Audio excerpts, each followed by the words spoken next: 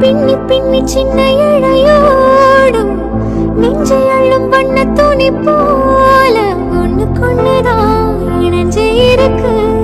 உறவு எல்லாம் அமைஞ்சே இருக்கு.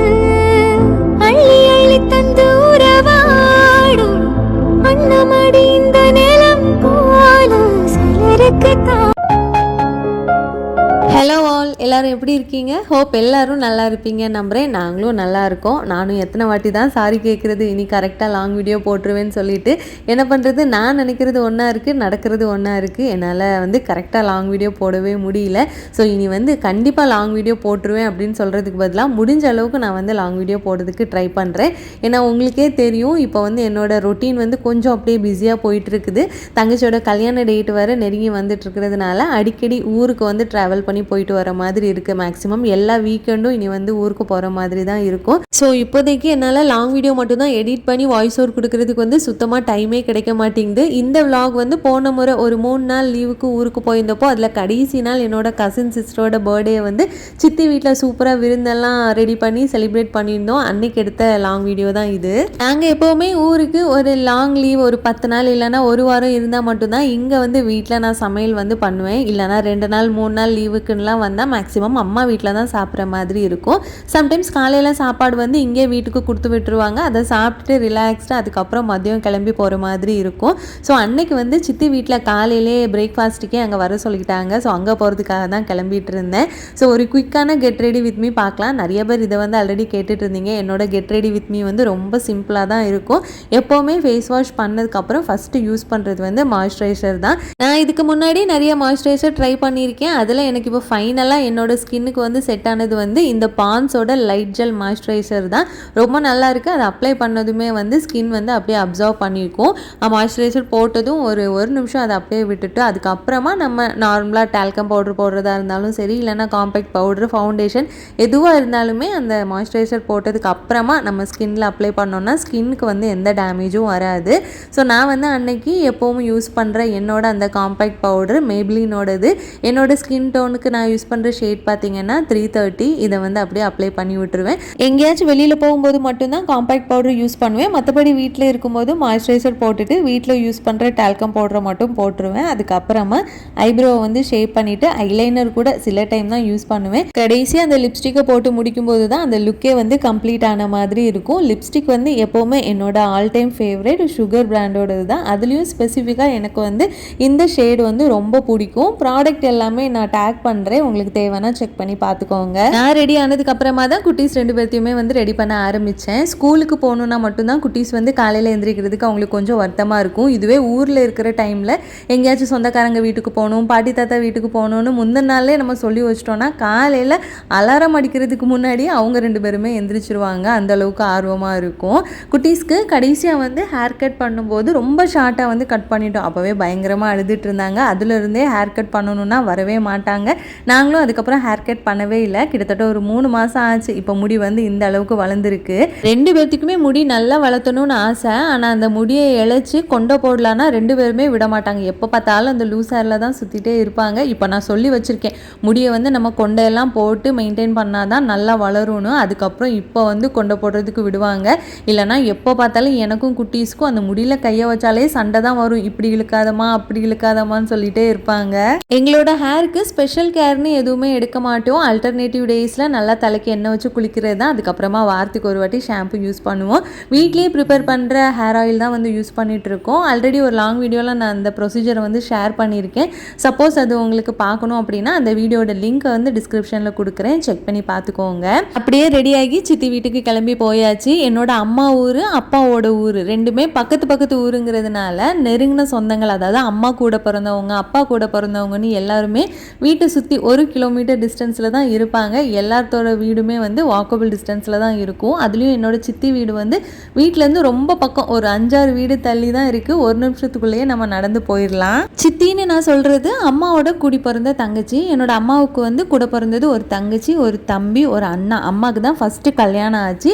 நான் பிறந்ததுக்கு அப்புறமா தான் மற்ற எல்லாத்துக்குமே கல்யாணம் ஆச்சு. அதனால் நான் பிறந்த வீட்டுக்குள்ளே என்னை எல்லாருமே நல்லா தூக்கி எடுத்து வளர்த்ததுனால அப்படிங்கிறதால என்னோட தங்கச்சிகளை காட்டிலுமே எனக்கு வந்து அவங்க கூடலாம் அந்த எமோஷனல் பாண்டிங் வந்து கொஞ்சம் அதிகமாக இருக்கும். நம்ம ஊர் சைடெல்லாம் பார்த்தீங்கன்னா தாய் மாமா அப்படிங்கிற உறவுக்கு வந்து ரொம்ப முக்கியத்துவம் கொடுத்து வச்சுருப்பாங்க. அதுவே சித்தி பெரியம்மா அப்படிப்பட்ட உறவுகளுக்கெல்லாம் பார்த்தீங்கன்னா பொது வழியில் எடுக்கக்கூடிய நிகழ்ச்சிகள், இப்போ கல்யாணமாக இருக்கட்டும், காது குத்து, சடங்கு, இந்த மாதிரி ஃபங்க்ஷன்லலாம் வந்து தாய் மாமாவுக்கு இருக்கக்கூடிய அந்த ரெக்கக்னேஷன் வந்து சித்தி பெரியம்மா இவங்களுக்குலாம் வந்து கிடைக்கிறது கிடையாது. இப்போ சப்போஸ் நம்ம கூட பிறந்தது ஒரு அண்ணாவோ தம்பியோ இருந்தால் நமக்கு அது பெருசாக தெரியாது.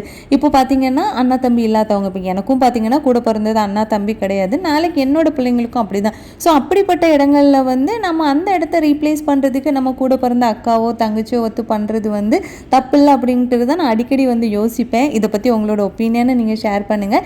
அதே சமயத்தில் உங்களுக்கு பிடிச்ச உறவு எது அப்படிங்கிறதையும் மறக்காமல் கமெண்ட் பண்ணுங்கள். எனக்கு எப்போவுமே அக்கா தங்கச்சிகளுக்குள்ளே இருக்கக்கூடிய அந்த ஒரு ஆழமான லவ் பாண்டிங் தான் வந்து ரொம்ப பிடிக்கும். இது வந்து எனக்கு 2 தங்கச்சிங்க இருக்கிறாங்க அப்படிங்கிறதுக்காக நான் இதை சொல்லலை. நம்மளை சுற்றி நடக்கிற நிறைய விஷயங்களை வந்து பார்த்து தான் நான் சொல்கிறேன். எப்போவுமே வந்து அக்கா தங்கச்சிங்க அப்படின்னா கல்யாணத்துக்கு முன்னாடி அவங்க 2 பேர்த்துக்குள்ளே இருக்கக்கூடிய பாண்டிங் எப்படி இருக்குமோ சேம் அது வந்து கல்யாணத்துக்கு அப்புறமும் வந்து கண்டினியூ ஆகும். இது வந்து என்னோட ஒப்பீனியன். இதில் ஏதாச்சும் முரண்பாடு இருந்தால் கூட நீங்கள் சொல்லலாம். சரி, இப்போ நம்ம வந்து அன்னைக்கு விருந்து சாப்பாட்டுக்கு ரெடி பண்ண பிரியாணியோட அளவு பார்த்திங்கன்னா 2 கிலோ. ஸோ நான் தான் வந்து ஃபுல் அண்ட் ஃபுல் ரெடி பண்ணியிருந்தேன். ஸோ உங்களுக்கு வந்து கரெக்டாக அந்த மெஷர்மெண்ட்டை வந்து நான் சொல்கிறேன். நான் வந்து எப்போவுமே பிரியாணிக்கு தாவத் பிராண்டோட பிரியாணி அரிசி தான் யூஸ் பண்ணுவேன். அது வந்து பாஸ்மதி ரைஸு. 2 கிலோ அளவில் பிரியாணி செய்ய போகிறதுனால 1 கிலோ பேக்கெட்டில் 2 எடுத்திருக்கேன். இது வந்து ஆரஞ்சு கலர் பேக்கெட்டில் வரும். நான் மெஷர் பண்ண கப்பில் பார்த்தீங்கன்னா கரெக்டாக 10 கப் வந்துச்சு. அரிசியை ஒரு 3 வாட்டி நல்லா வாஷ் பண்ணிவிட்டு தண்ணி ஊற்றி ஒரு அரை மணி நேரமாச்சும் ஊற வைக்கணும். அப்போ தான் வந்து பிரியாணி ரைஸ் வந்து குயிக்காக வெந்து வரும். தம் போடுறதுக்கும் வந்து நல்லாயிருக்கும். எப்போவுமே பிரியாணி செய்கிறதுக்கு முன்னாடி பிரியாணிக்கு தேவையான வெங்காயம், தக்காளி, பச்சை மிளகாய், இஞ்சி பூண்டு பேஸ்ட் இதெல்லாம் ரெடி பண்ணி வச்சிட்டோன்னா பிரியாணியை வந்து ரொம்ப குயிக் அண்ட் ஈஸியாக செஞ்சு முடிச்சிடலாம். நாங்கள் எல்லாருமா சேர்ந்து ஃபஸ்ட்டே அந்த வேலையெல்லாம் முடிச்சுட்டு அதுக்கப்புறமா தான் நான் பிரியாணி செய்ய ஆரம்பித்தேன். இப்போ பிரியாணி செய்கிற இந்த பாத்திரம் வந்து இப்போ ரீசெண்டாக புதுசாக வாங்கின பாத்திரம், நல்லா வெயிட்டாக இருக்கும். கிட்டத்தட்ட 3 கிலோ அளவில் பிரியாணி வந்து நம்ம அதை செய்யலாம். ஃபஸ்ட்டு பிரியாணி செய்கிறதுக்கு பாத்திரத்தில் நெய் எந்த அளவுக்கு சேர்த்துருக்கணும் அதுக்கு ஈக்குவலாக வந்து தேங்காய் எண்ணெயும் சேர்த்துட்டு அதில் வந்து பட்டை, கிராம்பு, லவங்கம் இதெல்லாம் சேர்த்துட்டு வெங்காயம் கணக்கு வந்து நான் எப்படி எடுப்பேன்னா 1 கப்புக்கு 1 வெங்காயம் கணக்கில், அப்போ 10 கப் அப்படிங்கிறதுனால நான் வந்து 10 வெங்காயத்தை நீல வாக்கில் கட் பண்ணி சேர்த்துருக்கேன். அது கூடவே 10 பச்சை மிளகாய் இதெல்லாம் நல்லா வதங்கி வர்ற டைமில் வந்து நம்ம இஞ்சி பூண்டு சேர்க்கணும். மெயினாக பிரியாணிக்கு அந்த டேஸ்ட்டை வந்து என்ஹான்ஸ் பண்ணி கொடுக்குறதே இஞ்சி பூண்டு பேஸ்ட்டு. அதுக்கப்புறமா நம்ம அந்த வெங்காயத்தை வதக்குறதுல தான் இருக்குது. இஞ்சி பூண்டு பேஸ்ட்டு சேர்த்ததும் அடுப்பை வந்து சிம்மில் வச்சுக்கோங்க, இல்லைனா குயிக்காக அடி பிடிச்சிரும். இஞ்சி பூண்டு பேஸ்ட்டு வந்து நான் 2.5 புளிக்கரண்டி அளவில் சேர்த்துருக்கேன். அது கூடவே 2 கைப்பிடி அளவு கொத்தமல்லி, புதினா இதை சேர்த்து நல்லா வதக்கணும். இப்போ இந்த வெங்காயம், தக்காளி எல்லாம் நல்லா வதங்கி வந்ததுக்கு அப்புறமா ஒரு மீடியம் சைஸ் லெமனோட ஜூஸை வந்து சேர்த்துட்டு அதுக்கப்புறமா நம்ம வந்து சிக்கன் பீஸை சேர்த்துக்கலாம். பிரியாணிக்கு வந்து நம்ம போன் பீசஸாக பார்த்து சேர்த்தோம் அப்படின்னா டேஸ்ட் வந்து ரொம்ப நல்லா இருக்கும். பிரியாணிக்கு சேர்க்குற சிக்கன் பார்த்தீங்கன்னா ஒவ்வொருத்தர் ஒவ்வொரு மாதிரி செய்வாங்க. சில பேர் வந்து 1 கிலோ பிரியாணிக்கு வந்து 1 கிலோ அளவில் சிக்கன் வந்து ஈக்குவலாக சேர்த்துக்குவாங்க. சில பேர் வந்து 3/4 கிலோ அளவில் சேர்த்துக்குவாங்க. நம்ம வாங்குற சிக்கனை பொறுத்து எவ்வளோ இருக்கோ அதுக்கு தகுந்த மாதிரி வந்து சேர்த்துக்கலாம். நான் வந்து 2 கிலோ பிரியாணிக்கு வந்து கிட்டத்தட்ட ஒரு 1.25 கிலோ அளவில் வந்து சிக்கன் சேர்த்து இப்போ சிக்கனை வந்து நல்லா வதக்குனதுக்கு அப்புறமா மசாலான்னு பார்த்தீங்கன்னா சக்தி பிராண்டோட சிக்கன் மசாலா தான் நான் சேர்த்துருக்கேன். 2 பேக்கெட் வந்து கரெக்டாக இருந்தது. சப்போஸ் நீங்கள் வந்து காரம் கொஞ்சம் அதிகமாக சாப்பிட்ற ஆளாக இருந்தீங்கன்னா எக்ஸ்ட்ரா மிளகாய் தூள் மட்டும் சேர்த்துக்கலாம். மஞ்சள் தூள் வந்து நான் சேர்த்துக்கல.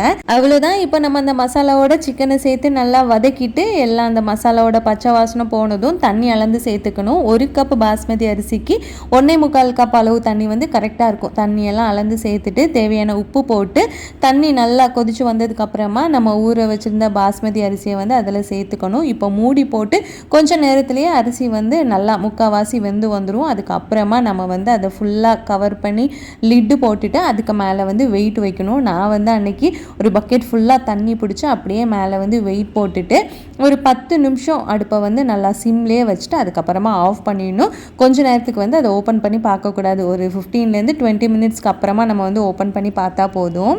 அன்றைக்கி வந்து பர்த்டேக்கு நாங்கள் வந்து சர்ப்ரைஸாக ப்ரௌனி ஸ்லாப் வந்து ஆர்டர் பண்ணி வாங்கிட்டு வந்திருந்தோம். சித்தி வீட்டில் பார்த்திங்கன்னா அதே சாக்லேட் ஃப்ளேவரில் வந்து கேக் வாங்கி வச்சுருந்தாங்க. ஸோ ரெண்டுமே ஒரே ஃப்ளேவராக இருந்தது. ஆனாலுமே 2 கேக்கோட டேஸ்ட்டுமே சூப்பராக இருந்துச்சு. காலையில் 11 மணிக்கெல்லாம் கேக் கட் பண்ணிடலான்னு தான் பிளான் பண்ணியிருந்தோம். ஒவ்வொரு கெஸ்ட்டாக வந்து வர ஆரம்பித்தாங்க. கெஸ்ட்டுன்னு பார்த்திங்கன்னா சித்தி கூட பிறந்தவங்க, அதுக்கப்புறமா சித்தப்பா கூட பிறந்தவங்க எல்லாத்தையும் தான் இன்வைட் பண்ணியிருந்தோம். எல்லோரும் வந்ததும் ஃபஸ்ட்டு கேக் கட் பண்ணிவிட்டு அதுக்கப்புறமா மற்ற சமையல் வேலையெல்லாம் பார்த்துக்கலான்னு எல்லோரும் கேக் கட் பண்ண போயிட்டோம். இந்த பர்த்டே வந்து என்னோட சித்தி பொண்ணுக்கு கசின் சிஸ்டருக்கு வந்து ரொம்பவே ஸ்பெஷல். ஏன்னா அவளுக்குமே வந்து மேரேஜ் ஃபிக்ஸ் ஆகிடுச்சு. ஆயிடுச்சு. என்னோட சிஸ்டர் மேரேஜ் முடிஞ்சதும் அவளோட மேரேஜ் வந்து இருக்கும். ஸோ இந்த பர்த்டே பார்த்திங்கன்னா அவளோட ஒரு பேச்சுலர்ஸ் பர்த்டே பார்ட்டி மாதிரி. அடுத்த பர்த்டேக்கு அவங்க எல்லாருமே வந்து ஒரு ஃபேமிலியாக வருவாங்க ஹஸ்பண்ட் கூட. ஸோ அதனால தான் சித்தி வந்து இந்த பர்த்டேயை வீட்டில் இந்த மாதிரி செலிப்ரேட் பண்ணணும்னு ஆசைப்பட்டு ஃபேமிலியெல்லாம் இன்வைட் பண்ணி செலிப்ரேட் பண்ணியிருந்தோம். கேக்கை பார்த்தாலே குட்டீஸ்க்கு வந்து ஒரு தனி எக்ஸைட்மெண்ட்டு தான். அவங்களுக்கு அந்த கேக் கட் பண்ணணும் போல் இருக்கும். கேக்கு சாப்பிட்றாங்களோ இல்லையோ அந்த கேக்குக்கு மேலே அந்த டெக்கரேட்டிவ் ஐட்டம்ஸ்லாம் இருக்கும்ல, அதெல்லாம் எடுத்து பார்க்கணுன்னு ரொம்ப ஆர்வமாக இருப்பாங்க. அவங்கக்கிட்ட இருந்து அந்த கேக்கை காப்பாற்றி பர்த்டேகளை கேக் கட் பண்ண வைக்கிறதுக்குள்ளே ஒரு வழி ஆகிட்டோம். எனக்கு பிரியாணியை தம் போட்டுட்டு வந்து கேக் வெட்டும் போதெல்லாம் ஃபுல்லாக மனசு வந்து பிரியாணி எப்படி வரும் அப்படிங்கிற ஒரு பயம் தான் இருந்துச்சு. ஏன்னா 2 கிலோ அளவில் பிரியாணி, அதுவும் நம்ம வீட்டுக்காரங்க மட்டும் சாப்பிட்றோன்னா பரவாயில்ல, நிறைய கெஸ்ட் வேறு இருந்தாங்களா, பிரியாணி எப்படி வருமோ அப்படிங்கிற ஒரு பயம் இருந்துகிட்டே இருந்துச்சு. அதுக்கப்புறமா வந்து தம்மெல்லாம் எடுத்து ரிலீஸ் பண்ணிட்டு பார்த்தா பிரியாணி அவ்வளோ பர்ஃபெக்டாக சூப்பராக வந்துருந்துச்சு. கொஞ்சம் கூட அடி பிடிக்கவே இல்லை. அதுக்கப்புறமா தான் எனக்கு வந்து ஒரு பெரிய ரிலீஃபாக இருந்துச்சு, ஏதோ ஒன்று பெருசாக சாதித்த மாதிரி.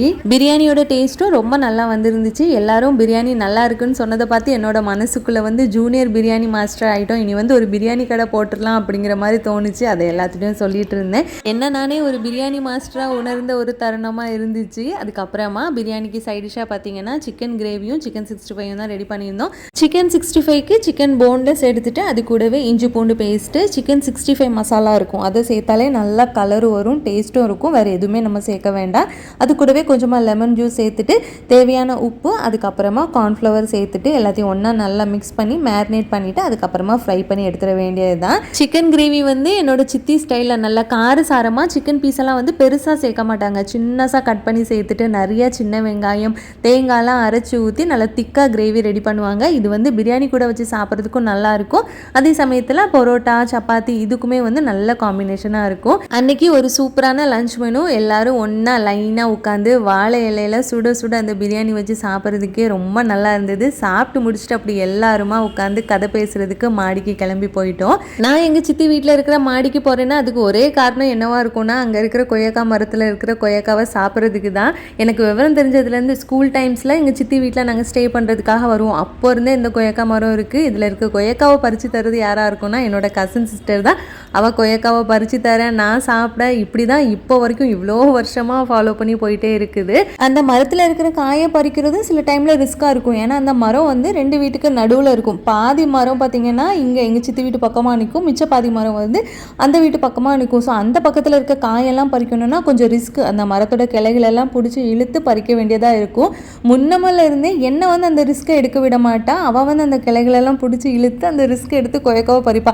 நான் என்ன பண்ணுவேன்னா அவளை வந்து இறுக்கமாக பிடிச்சிக்குவேன். ஸோ இது எல்லாமே வந்து ஒரு அன்பு கலந்த ஒரு சைல்ட்ஹுட் மெமரி. ஸோ அது வந்து இப்போ வரைக்கும் அப்படி தான். ஸோ இது மாதிரி நிறைய சைல்ட்ஹுட் மெமரிஸ் எங்களுக்குள்ளே இருக்குது. ஏன்னா நாங்கள் சின்ன வயசாக இருக்கும்போது அதிகமாக வந்து தங்குறது எங்கன்னா சித்தி வீட்டில் தான். அந்த லீவ் விட்டுட்டாலே இங்கே வந்து ஸ்டே பண்ணுவோம். அதுக்கப்புறமா சித்தி வீட்டில் இருந்து என்னோட கசின்ஸ் எல்லாம் அங்கே வருவாங்க. ஸோ அதிகமாக சித்தி வீட்டில் போய் தான் நாங்கள் வந்து ஸ்டே பண்ணியிருக்கோம். ஸோ எங்களுக்குள்ளே வந்து நிறைய அந்த பழைய காலத்து நினைவுகள்லாம் இருக்கும். ஸோ எப்போ நாங்கள் எல்லாரும் ஒன்று சேர்றோமோ அதிகமாக அதை பற்றி தான் நாங்கள் வந்து பேசி சிரித்து விளையாடிட்டே இருப்போம். சின்ன வயசுலேருந்தே அம்மா சமையலுக்கு அப்புறமா அதிகமாக சாப்பிட்டு வளர்ந்தது யாரோடதுன்னா எங்கள் சித்தி வீட்டு சமையல் தான். எங்கள் அம்மாவே வந்து நல்ல காரசாரமாக சமைப்பாங்க. எங்கள் சித்தி பார்த்திங்கன்னா அதுலேருந்து இன்னும் எக்ஸ்ட்ரா ஸ்பைசியாக தான் குழம்பு எல்லாமே ரெடி பண்ணுவாங்க. அதனால் என்னவோ சின்ன வயசுலேருந்தே இந்த மாதிரி ஸ்பைசியாக சாப்பிட்டு பழகி எனக்கு இப்போவும் வந்து நல்ல காரசாரமான சாப்பாடு தான் சாப்பிட பிடிக்கும். அது போக எப்போவுமே சாயந்தர நேரத்தில் சித்தி வீட்டில் பார்த்தீங்கன்னா ஒரு கப் காஃபி இல்லைன்னா டீயோட ஏதாவது ஒரு ஸ்நாக்ஸ் வந்து ரெடி பண்ணிவிடுவாங்க. கடையில் மேக்ஸிமம் வாங்கவே மாட்டாங்க. வீட்டில் இருக்கிற பொருளை வச்சு குயிக்காக ஏதாச்சும் ஒன்று ரெடி பண்ணி கொடுத்துருவாங்க. அது இப்போ வரைக்கும் ஈவினிங் டைம் சித்தி வீட்டுக்கு போனோம் அப்படின்னா ஒரு கப் டீயும் ஸ்நாக்ஸும் வந்து கண்டிப்பாக நமக்கு கிடைக்கும். எப்போவுமே முகம் சுளிக்காமல் சித்தி வீட்டுக்கு போனால் நல்ல திருப்தியாக வயிறார வந்து சாப்பிடலாம். கண்டிப்பாக நான் இந்த விஷயங்களெல்லாம் ஷேர் பண்ணும்போது உங்களுக்கும் உங்கள் ஃபேமிலி கூட யார் கூடயாவது நீங்கள் இந்த மாதிரி அட்டாச்சாக இருந்திருப்பீங்க, இப்போ வரைக்கும் இந்த மாதிரி அட்டாச்மெண்ட்டோடு இருப்பீங்க. அது எல்லாமே உங்களோட ஞாபகத்துக்கு வந்து கண்டிப்பாக உங்களாலையும் வந்து இது எல்லாமே வந்து ரிலேட் பண்ண முடியும்னு நினைக்கிறேன். இனி உள்ள காலத்தில் நம்மளோட குழந்தைங்களுக்கெல்லாம் நம்ம அனுபவித்த அந்த சைல்ட்ஹுட் மெமரிஸ், ஃபேமிலியோட இருந்த பாண்டிங் எல்லாம் கிடைக்குமா அப்படின்னா அது ஒரு கொஸ்டின் மார்க் தான். ஸோ முடிஞ்ச அளவுக்கு நம்ம வந்து குழந்தைங்களுக்கு வந்து சில ஃபேமிலி வேல்யூஸ் எல்லாம் சொல்லி கொடுத்து வளர்த்தோனாலே ஓரளவுக்கு அவங்க வந்து ஃபேமிலியோட மிங்கிள் ஆகி அவங்களுக்கும் வந்து சில மெமரிஸ் எல்லாம் வந்து கிரியேட் ஆகும். ஸோ அன்னைக்கு ஈவினிங் அப்படியே ஒரு 6 மணி போல் சித்தி வீட்டிலேருந்தே டைரெக்டாக திருவனந்தபுரம் கிளம்புற மாதிரி தான் பிளான் இருந்தது. எல்லாரும் சொல்லிகிட்டே இருந்தாங்க நைட்டு டின்னர் சாப்பிட்டுட்டு போகலான்னு. எனக்கும் ஒரு பக்கம் கொஞ்சம் ஆசையாக தான் இருந்தது நைட்டு வரைக்கும் இருந்துட்டு கிளம்பலாமேன்னு. இன்னொன்று காரில் போகிறது நமக்கு டிராஃபிக் ரொம்ப அதிகமாகிடும். இங்கே லேட் ஆக அங்கே வீட்டுக்கு ரீச் ஆக லேட் ஆகிட்டு இருக்கும். ஸோ அதனால் டின்னர் மட்டும் வெளியில் சாப்பிட்டுக்கலான்னு அப்படியே கிளம்பியாச்சு. ஸோ அகெயின் அன்னைக்கு வந்து டே ரொம்ப ஹாப்பியாக ஒரு மெமரபிள் டேவாக இருந்தது. ஹோப் உங்கள் எல்லாத்துக்கும் இந்த வீடியோ பிடிச்சிருக்கும் நம்புகிறேன். நீங்களும் கண்டிப்பாக என்ஜாய் பண்ணியிருப்பீங்க. இந்த மாதம் யாரெல்லாம் பர்த்டே செலிப்ரேட் பண்ணுறாங்கன்னு பார்க்கலாம். அரிணி, பிரியா, காயத்ரி, ஆகாஷ் உங்கள் எல்லாத்துக்குமே many more happy returns of the day. Hi சொல்ல சொன்னவங்க சுதீப், ரம்யா, சதீஷ், வஃபி, ஜெசி உங்கள் எல்லாத்துக்குமே ஒரு பெரிய ஹாய். அவ்வளோதான், நம்ம வீடியோட எண்டிங்க்கு வந்தாச்சு. இதே மாதிரி அடுத்த வாரம் இன்னும் ஒரு இன்ட்ரெஸ்டிங்கான லாங் வீடியோவில் உங்கள் எல்லாத்தையும் நான் மீட் பண்ணுறேன். அது வரைக்கும் நம்ம டெய்லி மினி விலாக்ஸில் பார்க்கலாம். எல்லாரும் சந்தோஷமாக இருப்போம். Take care, by.